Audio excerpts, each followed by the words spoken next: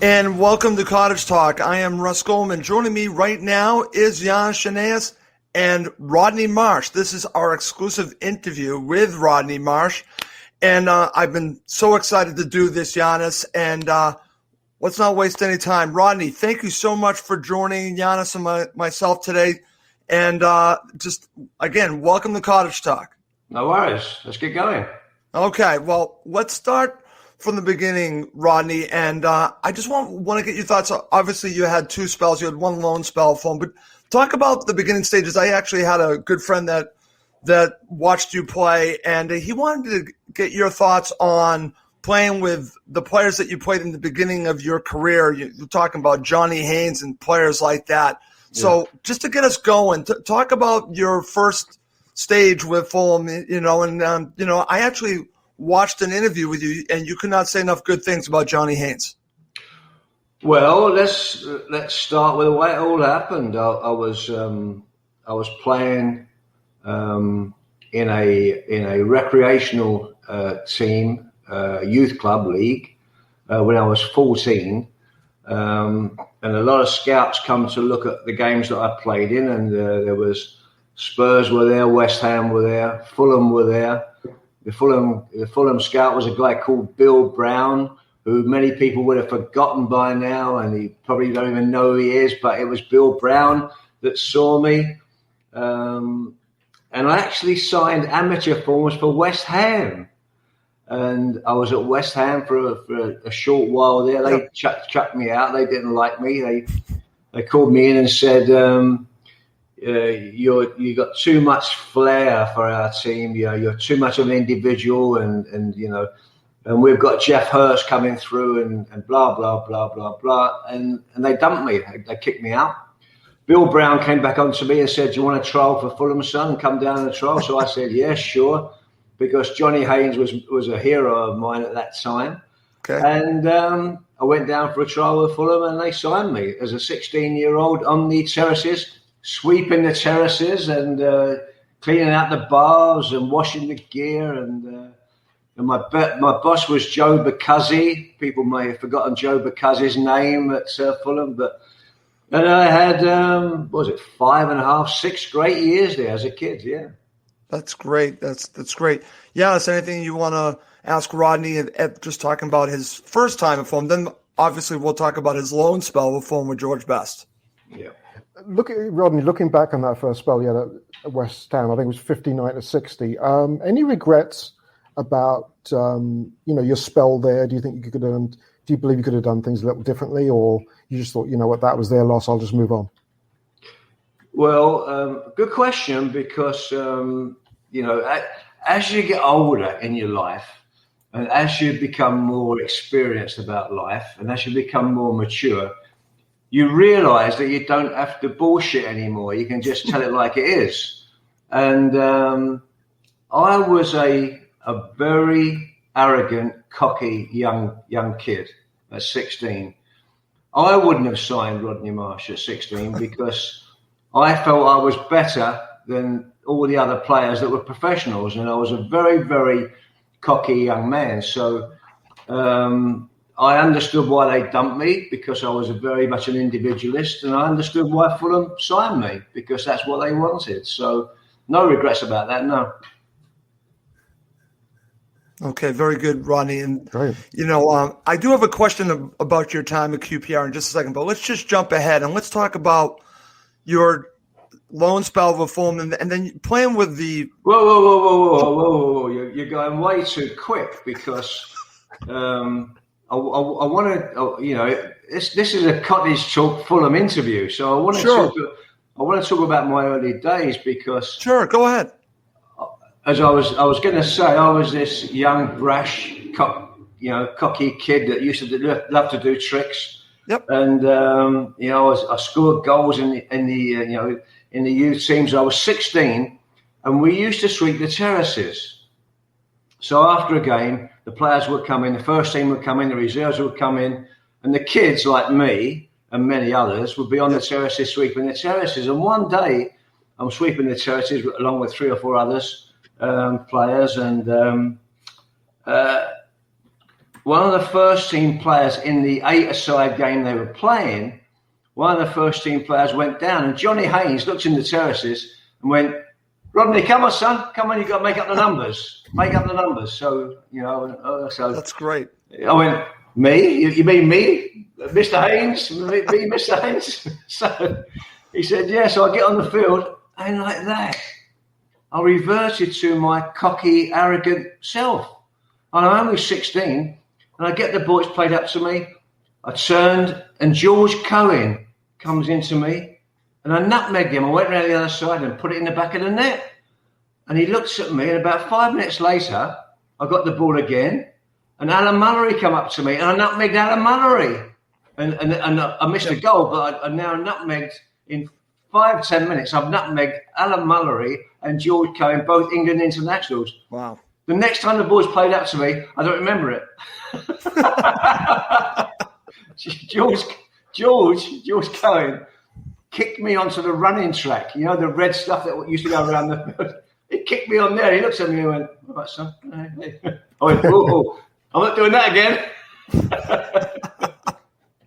That's great, Rodney. Yeah. Well, it sounds like, and again, I'm glad that we were having you on and to talk about your time at Fulham, because it sounds like you said, Fulham took you in as a young kid. But, again, is this where you really learned to be a professional? Was it Fulham, or did that really just move on throughout your career, like you said, with QPR, Man City, but did it really start at Fulham? It absolutely did, and you guys might identify with this, or Fulham supporters watching this later. What I used to do, I would get a ride to training or from training with Johnny Haynes. He had this beautiful Jaguar car, and he'd get like 4 or 5 in the Jag, and he would drive. And when I became 18. I would drive my car the same way Johnny Haynes drove his car with my hands. I had them at the same angle and the same thing. And I was Johnny Haynes 2 years later. I just copied Johnny Haynes. And the way that he walked and the way that he was such an idol. He's such a great, tremendous, but both for England and for Fulham, of course, captain of both, yeah. And one quick story. Go ahead. My first game I was 18, my first game for Fulham was Johnny Haynes played against Russia for England at Wembley, and they had a magnificent win. And on the Thursday after the game, he came back and he had an injury. And the manager was called Bedford Jezzard. And Bedford Jezzard called me into his office and said, "Son," he said, "Johnny ain't fit for Saturday. You're wearing the number 10 shirt in the youth team. We want you to wear Johnny Haynes' number 10 shirt on Saturday." And I went, "Wow." For my debut, Johnny Haynes, and we played Aston Villa, right? Yep. Aston Villa is a well-documented game. You can just check it out. We won 1-0. I scored the goal from a volley from about 20 yards right in the top corner. And I come next day, and I'm looking at all the papers, and I'm looking at all the stuff and all this. And, great goal. And the headline was, Rodney Marsh's day. Now he's back in the shadows because next week Johnny Haynes was fit and I was out again. So that was my first moment of glory. Wow, that's great. Giannis, Rodney, you want to chime in here? Rodney, I was going to say 6 months later, you picked up a pretty bad injury. Yeah. I know. And you smashed your jaw in. Yeah. And you were out for a little while, quite a while. Months. During that time, was there any point where you thought, I think that was September '63, September, October, something like that. Was there any point where you thought, you know what, I don't think I'm going to make this back? Because you had a very, for the younger Fulham fans, you broke your jaw. Fractured jaw. Your fractured jaw. Yeah. And was there any point where you thought, you know what, I might not be able to make it back? Fascinating, your stuff. Fascinating, because what happened was I was headed the winning goal against Leicester away from home. We beat them 1-0. I scored the headed goal, and as I headed it, defender came out and smashed me in the side of the head, broke my jaw, and the bone of the fracture went through the nerve of my ear and made me deaf for life. So I'm deaf in my left ear for life. And what we didn't know at the time, because in those days, the medical care was nowhere near what it is today. And what we didn't know at the time was it had upset the balance of the equilibrium of the ear, the canals of the ear and all that. And after about a month having treatment and not being able, I was listening to the left. So, and I wasn't training, of course, or anything like that. I was just walking around, still at home with my parents. And I kept listening to my left, and I told the physio, and he went, "Oh, we better get that specialist to evaluate that." And what they found was in the inner circle of your ear, you got a fluid that balances the way you walk. And he said, "It's all gone." He said, "It all came out in the injury, and you've got to wait for it to come back again, get new fluid in your ear." And he had me walking on boards that were upside down, wobbly. So I had to stand on the board and wobble around. I did that for about, for about 2 months. And eventually it came back. The hearing never did come back, but the balance came back. And it's a great question, because the first thing I thought was, I ain't going to hit another ball, that's for sure. Yeah. But it did come back, and I'd started to play again, and the rest after that is history, of course. Okay, great stuff. Great question there, Giannis. Okay, well, that's going to segue talking a little bit about QPR. And then, Rodney, I just want you to know that a friend of mine actually gave me a question to give to you. And I'm going to pose it this way. This is from my friend Steve Reynolds. I nicknamed him the Fulham Fart. It's actually his birthday today. So happy birthday, Steve, in Spain. Here's my question from him. He wanted me to ask you, who was a better player, you or Stan Bowles? Well, we were different types of players. I've been asked that a million times, and we were different types of players. I was a goal scorer, creator. Stan was a creator, secondary thin goal scorer. I mean, at QPR, I scored 44 goals in one season. Yeah. I'm not sure that Stan scored 44 goals in his career. I don't know that. I ended up scoring over 100 goals for Queen's Park Rangers. Stan probably got 40. I don't know. Sure. But we were different type players. I was a goal scorer that could play and create. Stan was the other way around. So I was more. If I wanted to put it in terms of analysis, it doesn't matter who's best or not. Sure. It's like, do you know, when I read a fantastic book about the Aborigines in Australia. And they have a saying, which is something to the effect of, it's completely stupid, two fleas arguing who owns the dog. And I think that's a great saying. Who really cares? And is best the right word? Is more effective? Is more produced? Is more success?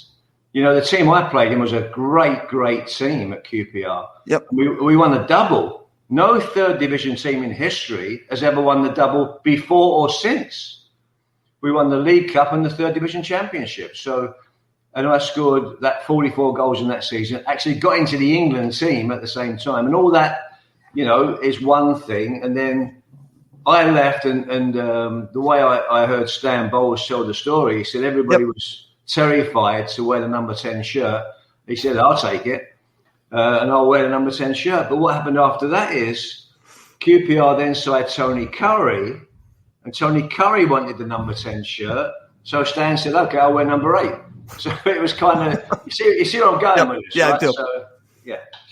Oh, fascinating stuff, Rodney. All right, let's talk a little bit. And I do have a question for you that I'm going to share with you in a second.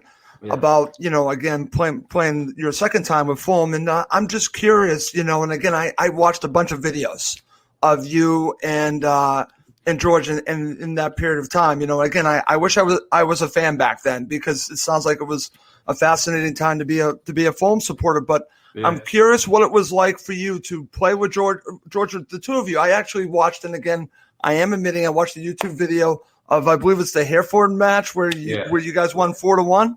Yeah, and great stuff there. But I'm just, if you could talk a little bit about your loan spell coming back to Fulham and what that was like. Well, yeah, sure. I knew I knew George best from 1972 until he died. Until the day George died, I was with George 15 minutes before he died. Oh, so we had a very close relationship. But talking specifically about the Fulham loan spell from America, we both come back. Right. It's important to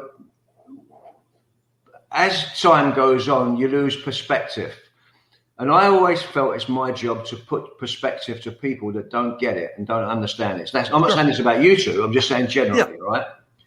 When I first played for England, I was with Queen's Park Rangers. First Queen's Park Rangers player to be capped since the war. So it was a big deal, right? So I'm playing for England against Switzerland, and I go down to with Sir Alf Ramsey. I go down to the Lilleshall or wherever it was. We and I'm sitting there, my first time. So I'm like the young kid on the block, and there's all the other great players and that. And suddenly, Bobby Moore walks in, and everybody went quiet, and everybody sort of went, like on tenterhooks, and I wanted to say, I almost felt like saying. Mr. Moore, I'm Rodney Marsh. I mean, he was that big a personality, right. Bobby Moore. So when I came back to Fulham on loan, Bobby was there and was captain. So it was just not only George Best, it is now going back to being with Bobby Moore, Bobby Moore was one of the greatest players and gentlemen that I ever played with in world football. That's great. That's great stuff. Giannis, anything you want to ask Rodney about this period? Oh, God, I remember it very, very clearly. I remember that Hereford game. I remember the 5-0 Oldham game, the chip from Bestie. And with that one, I'll never forget. I remember talking actually to my dad about the time when both of them came on board because George had had a pretty tough upbringing over in Belfast. And a prodigious kid, much like Rodney. And what I thought was remarkable is you got two players of that brilliance. And I don't like the word maverick because sometimes it's used negatively. And for me, it implies brilliance. And I did some research into Rodney about what his upbringing was like because I know that George's was tough. And what I discovered back then that Rodney's was probably as tough, if not tougher. And that he'd had to go through an awful lot of trauma and adversity to even be able to kick a ball as a young lad. Right. And to do what he'd done, to come through the ranks of West Ham and then Fulham and then obviously to go to QPR and to Man City was really nothing short of a miracle. So when modern footballers talk about adversity and the building of resilience, they need to look back at this fella and look back to what he had to go through to get where he got. And then maybe come back with a little bit of humble pie and talk about the reality of what it was like back then. With big footballs, with big expectations, and tougher players, and family upbringings that weren't always great. So, it's fantastic point, Yanis. That's a fantastic point because only 2 weeks ago, I did a similar podcast like this, and it was from a Queen's Park Rangers group in America, a local group in Orlando. And somebody asked me the question about today's players in the COVID where they have to be in their house and they have to wear a mask and they do this and they do that and how negative it is and how desperate they are and all that. And I said, let me tell you a little story. I said, my wife's sister was born under a table in Dagenham in Essex. During the war, they had no sugar, no milk, and no bread as the German bombs were overhead. Don't tell me sitting at home having to watch Netflix every night is a hardship. And they didn't like that too much, So, but it's facts. It's facts. The upbringings of, George Best's upbringing, it's incredibly poor upbringing. And he came out of that to become one of the greatest players that's ever played the game. So there you go. No, it's great. Thank you for bringing that up. And good question. Yeah, good question. It's a great question. It's actually, I was talking to my friend Steve, who I had you answer the question, and he was talking about your upbringing and how it was rough. And I think it's also important to put it in perspective, Rodney. So thank you for sharing that with us. And again, I think it's a great question from Giannis to bring that to you. And anything else you want to talk about your time as a footballer? And again, you spent a lot of time over here. You now live in the Tampa area. There really is so much to talk about. I know. We could do a whole the players 3 hours. You could. The players that I played with and against, and recently somebody asked me to name the 11 players that I've played against, the best players that I've played against, right? And when I started saying Johan Cruyff, Eusebio, Pele, Bobby Moore, Franz Beckenbauer, Carlos Alberto, Gordon Banks, they all went, "Oh, we get it now." That's great. That's great. That's great. And listen, and I'll say this right now. And as we transition, we're going to talk about it and get Rodney's thoughts about the current Fulham team. I just want to say I am a loyal listener to the Grumpy Pundits. Grumpy Pundits, yes. Oh, love it on Sirius XM-FC. And if you can listen to it, if you're in America, I believe it's also in Canada, definitely check it out. And it's a wonderful show. And I would highly recommend it. And Rodney, you've been great on it, along with Tommy Smith and Tom Rennie. And Tom Rennie. And like I said, I listened to the show today. It was very interesting stuff. As always, it's never boring. It's always interesting. I would highly recommend it. Thank you. Coming up next, I'm going to ask Rodney his thoughts on the current Fulham team. Okay, Rodney, let's get to it. And obviously, I listen to your show. I follow you on Twitter, so I kind of have an idea on your thoughts on the Fulham team. Yeah. But let's start at the beginning of the season. And what were your expectations as the season began? Obviously, many pundits thought Fulham were going to get relegated. And if you watch the beginning of the season, it certainly backed that up. But what were your thoughts before the season began and going into the season? Yeah, I feared for Fulham early on this season. I still do. I mean, the knee-jerk reaction that fans have, and I'm not talking about Fulham fans, I'm talking about football fans. Yep. There's a knee-jerk reaction. I got into a massive Twitter go-around last season when I said something to the effect of, and they were going through a bad period last year. Yep. And it was before the playoffs and all that. And I said, Fulham should sign Scott Parker to a new 4-year contract. And people went, "Yeah, mad, you're crazy. I mean, they can't do this. He's too young. He can't." I said, "Well, hang on. Take your time. Give him a chance. Let's see how it pans out, right?" Exactly. I think I've been proven to be right on that one, number one. You absolutely have, Rodney. It's funny that you went there, because I was going to ask you your thoughts on Parker, because if you go back to that situation that you had last season, you could still see a manager that was learning his craft. And, it went from the end of last season into the playoffs and obviously transitioned now to the Premier League. So when you look at him, and I'm sorry if I'm going to bring this comparison, someone that actually got sacked, Frank Lampard, and, it's unfortunate that he got sacked at Chelsea, but I look at Fulham back in their manager, seeing it through with Parker, and I think he's being rewarded, and the Cons and us fans are being rewarded, because you're seeing a manager that has grown into the position, Rodney. So curious your view of the journey of Scott Parker as a manager. Well, it's no secret. I have got a secret, but it's no secret. I do think he's an excellent manager, football manager. He's so young, but he's composed. Everything he says, he gives it deep thoughts. I listen to almost every interview that he gives when I can. Yep. He doesn't. Now, if Scott Parker finds a way of listening to this, I'll be interested to see how he relates to this, because every time I've watched him interviewed, he doesn't give excuses. No. He gives reasons. And there's a massive difference between that.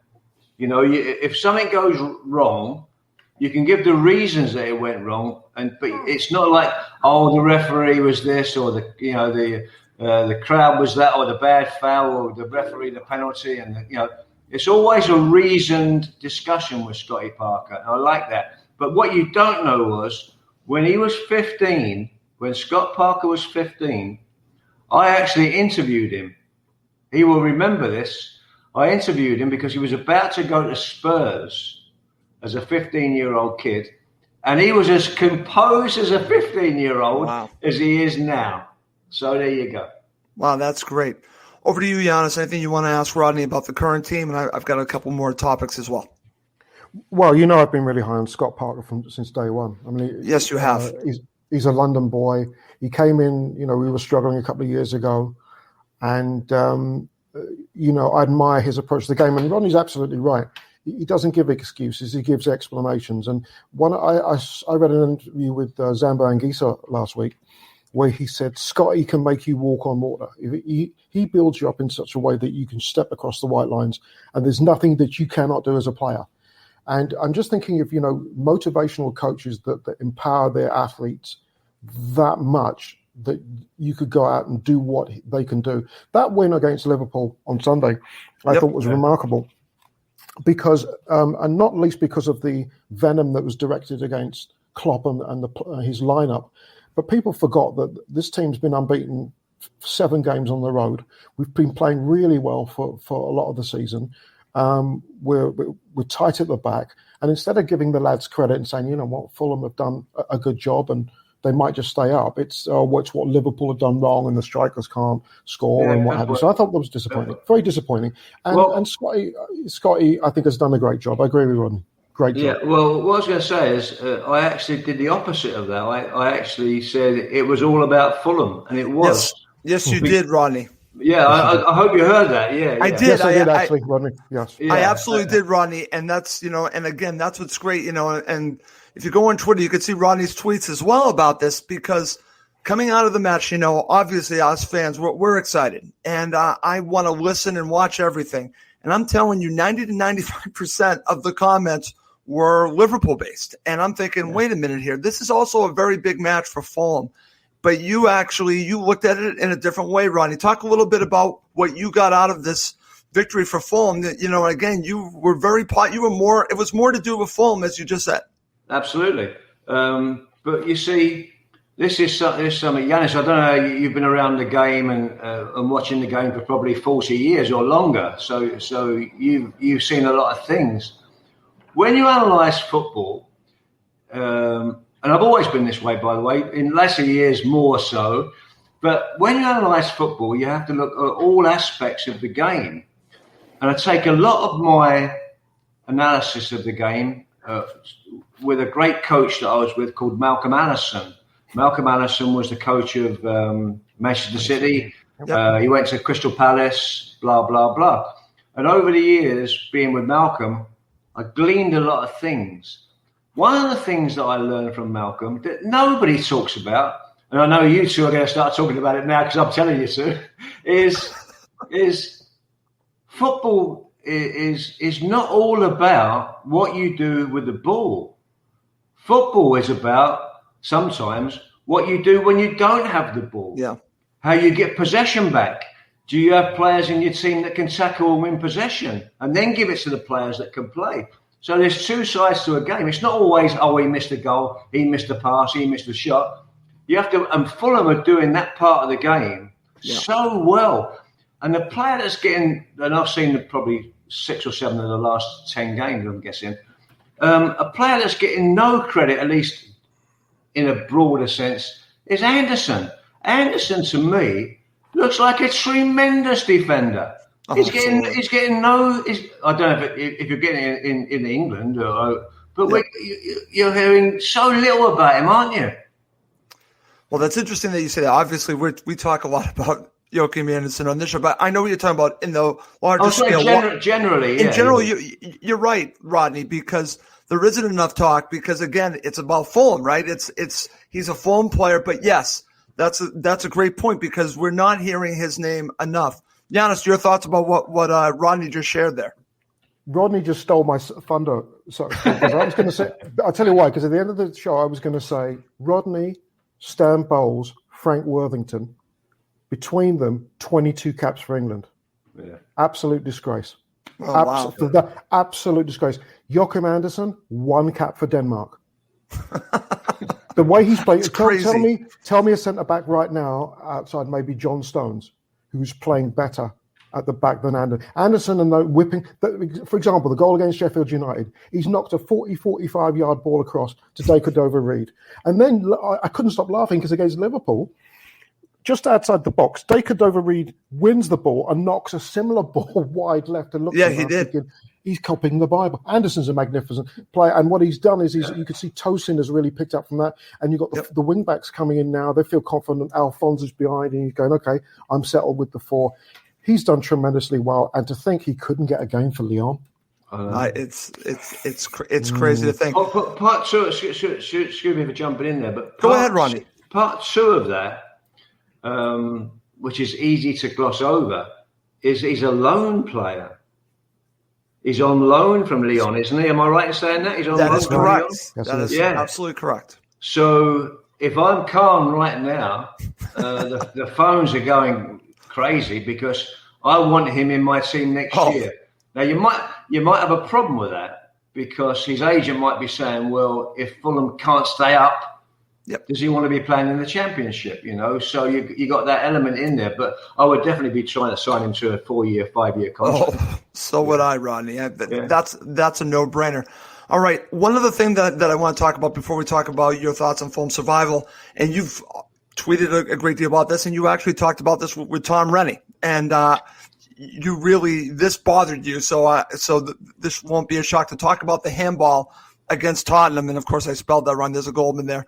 So let's get your thoughts about how that all went down, and what were you thinking about when you saw that? And again, it wasn't VAR's fault; it was the rule. What were your thoughts about the handball situation with Fulham against Tottenham?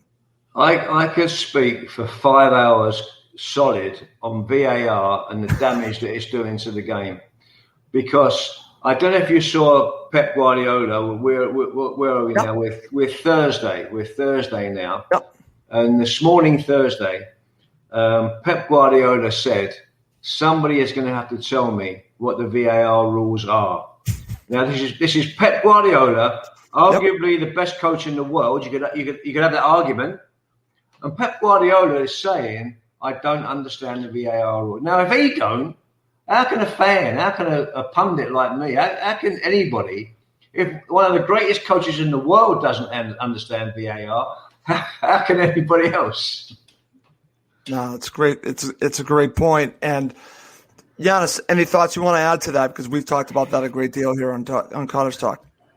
Yeah, I saw that interview after the Southampton game, and because there's 2 things that came out. He mentioned the Lamina handball against Tottenham. He talked about the Arsenal handball. But he also talked about the Phil Foden challenge last night. Yes. And,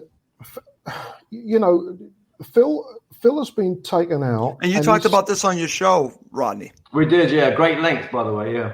And he stayed on his feet. I mean, he's a rarity. The lad has stayed on his feet. And so they've gone to VAR, and VAR must have seen that there's been a trip. Because it's supposed to be an assistant to the referee. And they've not given it. So he's been punished, essentially, for being honest. So, I mean, Foden deserves an awful lot of credit for what he did.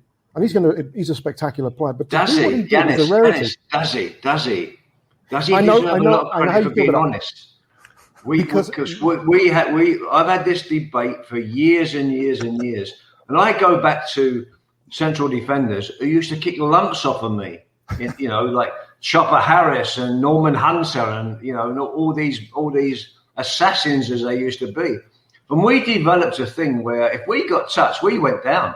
If we got a little trip or anything like that, we went down for a penalty kick because you knew you ain't going to get it if you don't. And secondary, you're going to get a great big lump on the back of your leg because he's done you and you haven't gone down. So Phil Foden, while it's admirable, and I almost hate to say this because I got in a row this morning with Tom Rennie, and that is, if you don't dive, you don't get. Because that was the best example. Phil Foden, he got clipped on his ankle.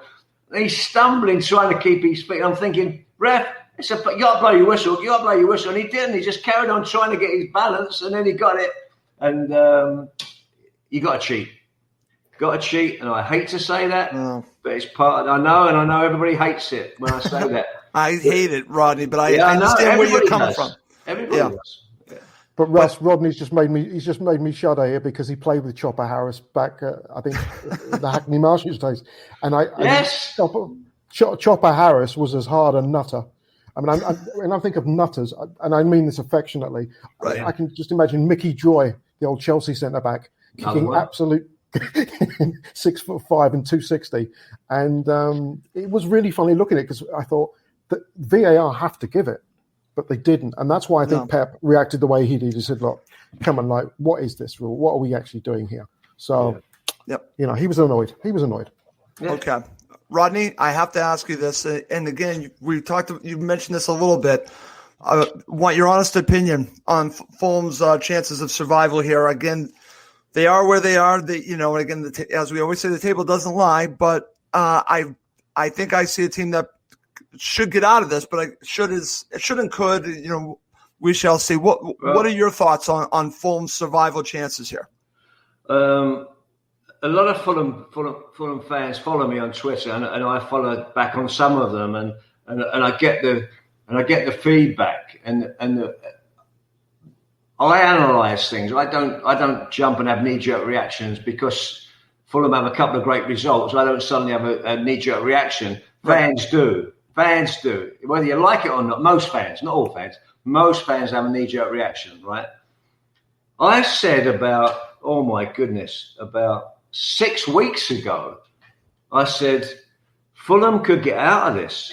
I said, Sheffield United have gone. West Bromwich Albion are going to be close behind them. I said, but Fulham can still get out of this. And I said this then, and I'm going to say it again now. Okay. Because Newcastle are falling like a rock. The last game of the season is Fulham against Newcastle. Yep. That could be they call it a £70 million game. One of those teams could get relegated. And I haven't changed my mind about that. I think Fulham can get out of it. Absolutely. Yes, I do. Yeah. Okay, great. Good stuff there, Ronnie. Ronnie, do you have about 5 or 10 more minutes to talk a little bit about the Man City match? Good. Sure. Because we're going to finish up just doing a very quick preview of the Man City match. And Giannis, definitely want your thoughts on Man City as well.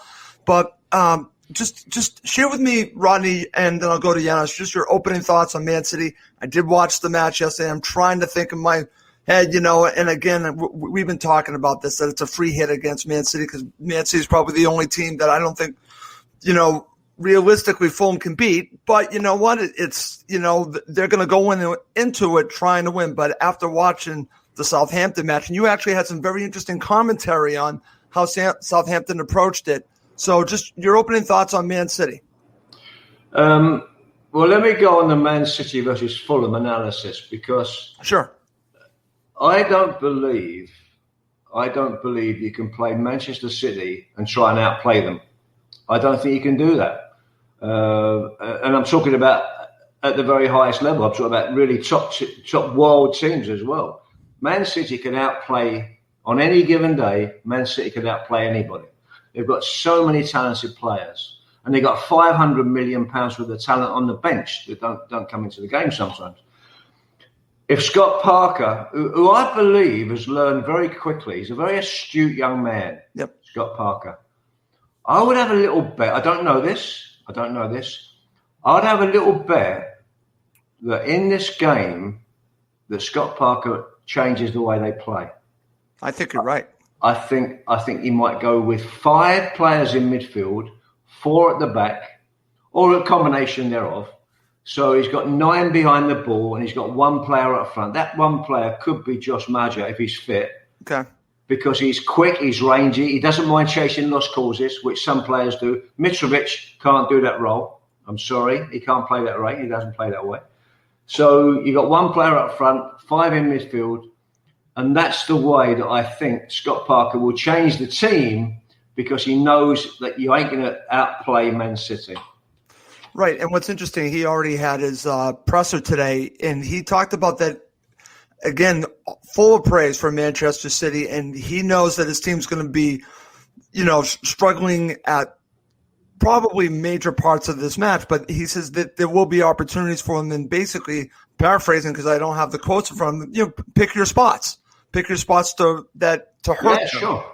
And I think you might be onto something, Rodney, because it might be that kind of situation where they'll pick their spots and they're going to have to execute on those occasions. Giannis, what are your thoughts about this? Because again, it really comes down to how can Fulham get a result, I've been listening to Rodney's thoughts on it, and then like I said, I saw comments from the presser, and I'm thinking Rodney might be onto something. What are your thoughts? Well, the win on Sunday, I think, has brought him a little bit of capital. So when he went back to Motspur Park with the lads on Monday morning, they'll all have been buoyant. And he thought, okay, we've got the 3 points now. Maybe, we've got 1 win out of 3. We could have got more. So this is a little bit of a throwaway. So perhaps if I throw together a plan, and with the confidence we've got a week to prepare for this, we might give him a little bit of a surprise. City are magnificent. They're magnificent. They've got a magnificent coach. The brilliance of what they do is the interchangeable parts. They're a fluid team, they're a possession team. They're going to be worthy champions. I can't think highly enough of what they do there. But I think this is the sort of game where we can go in with some confidence. And if he has a specific game plan and say, look, if it doesn't go well, fine. We've got Leeds in 6 days' time. That's okay. But have faith in your ability to do something. And he can point to certain games. He can point to Leicester, the King Power. He can talk about Everton at Goodison Park. They've gone up to Liverpool and they've won up there. And said, look, I have faith in you. Let's see. Let's ask some questions early. We're not going to do like the kamikaze Hassan Hutel. We're going to go down. That just didn't work. That was a disaster. Made no sense either. Made no sense. No, it didn't, because they picked Southampton apart. But we're at home. Throw something a little bit different and see what happens. Shall I tell you the problem with that, guys? Sorry, Giannis. Can I tell you the problem with that? Go ahead. It's like putting all your chips on red and hoping red comes in. Because if you play that way, Giannis, and you try and outplay them and you try and go forward and you try and get a result, you run the risk against Man City of being stuffed 4 or 5-0. And that's something you don't want. That's 18. I'm not talking about Fulham. I'm talking about 18. Right. If they go there and they get a 0-0 draw, a 1-1 draw, even like a 2-1 loss, it ain't that bad. You go and get stuffed 5-0 because you're trying to outplay them, and the players come back and they start to lose a little bit of confidence, a little bit of belief. So from my point of view, I think Scotty will probably weigh that up and say, it is a free hit. You're right. It is a free hit. If we get something out of this game, we sit in. We've got great at the back. We've had 6 clean sheets in the last 9, something like that. 6 clean sheets. Yeah. If we can play that way and defensively, and we can shut them down, and we get a draw, or we only lose a tight game, I think that's a plus for the team. I think a big minus is if he gets stuffed 4 or 5-0. I agree with that. And again, listen, we can also talk about... Just my take, Giannis. No, it's a great note. It's a great Go point. ahead, Giannis. And it does make me... When you're saying about the 4-5-1, it makes me wonder if, does he put Reedy in with Lamina and Anguissa? Does he try and choke it up across the middle of the field? You've got to keep an eye on Foden. Mahrez is playing out of his wazzock right now. All of them. Yeah. Doesn't matter. It really doesn't matter who they put out at this point. It really doesn't. I mean, it's just, it's a machine. It really is a machine. But Rodney played for enough teams to know that you go out and play against the big guns, and Rodney's played against Liverpool and United when they've been in the prime. And if the attitude is, well, we're going to sod this, we're probably going to lose, you're a goal or two down before the whistle's blown. But if you go in and say, okay, let's have a game plan. If we try and keep it tight, you never know. I mean, and I think the confidence that the lads have now, providing Scotty wears that lovely, what did he call it? Jacket. 2 sizes too small. 2 sizes too small. I said to my wife, I said, I'd like to get that, and I won't tell you what the remark was. I love that. No, but they should be selling those in the club shop, shouldn't they? Those jackets. They should. I'd buy one. He's a fashion icon. That's what he does. But I mean, it'll be an interesting game. I mean, there's some tough games for the others coming up this weekend. So I'm curious to see, because he's a canny little lad, old Scott. He's a thinker, and I love that about him. So he'll have a game plan. Okay. All right. Let's just end quickly with a prediction. And I also have a couple comments that I want to share from some of the Fulham supporters to you, Rodney. But before we do that, we'll just go to a prediction. Yeah, Giannis, I'll get us going. And again, Rodney said this, and I was thinking this. I was thinking 2-0 to Manchester City. But I'm going to say 2-1 to Manchester City, which, again, I'm not expecting a result here. But I think 2-1 if they lost 2-1, I don't think that would be that terrible. And I think that would also be a situation that you could actually take something out of. So I'm going to say 2-1 to Manchester City. Over to you, Giannis, and then we'll go to Rodney for his prediction. Well, Rodney might enjoy this. If I was Mark Lawrenson, I'd predict that Fulham would lose, because he predicts Fulham are going to lose every game and Liverpool will win every game from now till 3000 AD. That's why he's laughing. I think we're going to lose 1-0, but that'll be no disgrace. But do not be surprised. Don't be surprised if we get a point. Really? I just think we're playing such confidence. I have to say, I completely agree with Giannis. I see it the same way. I see a draw or a narrow loss. Okay. Depending on how Scotty sets up. Okay. And and what's interesting about this, Rodney, and like I said, just as you talked about Parker, when we just started talking about Parker, and the reason why I'm so glad that Fulham have stuck with him, and I've said this several times on the show, and Giannis knows this, he wasn't my choice. But I'm glad that the Cons have stuck with him and allowed him to grow as a manager. And what we're now seeing is game plan specific for opponents. And, as long as the players execute the plan, if they lose, fine, but at least they're executing. At least they're going out there with an idea of how to beat the opponent. That's what they're doing, though. I mean, you can't understate. They are playing to a certain way. They're doing what the manager wants, and they're getting results. Now, some of the draws could have been wins. Okay, I think what they've had, like 7 draws in the last 10, something like that. They've had 7 draws, something. Some of those games could have been wins, but you play to your system, you play to your plan, and you believe in your manager. You've got a chance. Okay. All right. Good stuff. All right.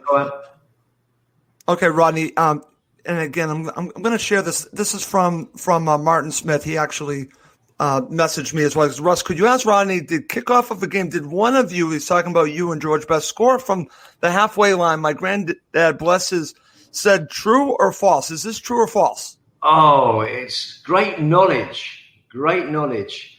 It was a League Cup game, and I hit the crossbar from the kickoff. I shot from the kickoff and hit the crossbar, so I didn't score, but he almost got it right. Yes. Okay, that's great stuff. That's great stuff. All right. One final thing before we go, and again, as I mentioned this before, and I got a good friend who's a former journalist now living in Spain. His name's Steve Reynolds, and it's Steve's birthday, and he's huge fan of yours, Rodney, so I'm going to just wish him happy birthday, and I call him the Fulham Fart, Rodney, so I have a little here. This is happy birthday, Steve. He actually turned 62. I joke with him. I said he looks more like 72, but happy birthday, Steve. All right. Good stuff. Rodney, listen, before we wrap this up, I want to thank you so much for spending good 45, 50 minutes with Giannis and myself, and I hope you enjoyed it. Yes, I did indeed. No worries. It's always good to speak to supporters. Okay. Giannis, before we go, any final thoughts? I just saw a question, and before we go, that Rodney might be able to, he might blush or not. Okay. Peter Duddy wrote in and asked, does Rodney remember Maud from Epsom? I saw that. Do you remember Maud from Epsom? I would love to say yes, but it's no. Unless it was a racehorse that I bet on. Oh, it was a racehorse. Epsom, yeah. Guys. It's been an absolute honour, Rodney. When you and George came to Fulham, it was a dream come true for all of us as fans. Don't forget Bobby Moore. Don't forget Bobby. No, Bobby. Yeah, but I was always a big thing of the closest player we have in world football to the style of play and your approach to the game that you had all those years ago is Zlatan. Zlatan, for me, is a guy who's just magnificent, and at 39 does it all. And if you look at yourselves and Bowlesy, Cloughie as a manager, certainly, Robin Friday, Tony Curry, these are characters, Frank Worthington, who made the game such that I'd pay good money to go out and watch you play, even if I didn't support your club. And it's an honor to have you on. It's been fantastic to have you on. And I follow you on Twitter. So carry on with the great work on the radio show. Keep following. No, enjoy it. Thanks very much. All right. Thanks, Well, that's gonna do it for this episode of Cottage Talk. For my very special guest, Rodney Marsh, and my co-host, Jan Shanez, I'm Russ Goldman. Thank you as always for watching and listening to Cottage Talk.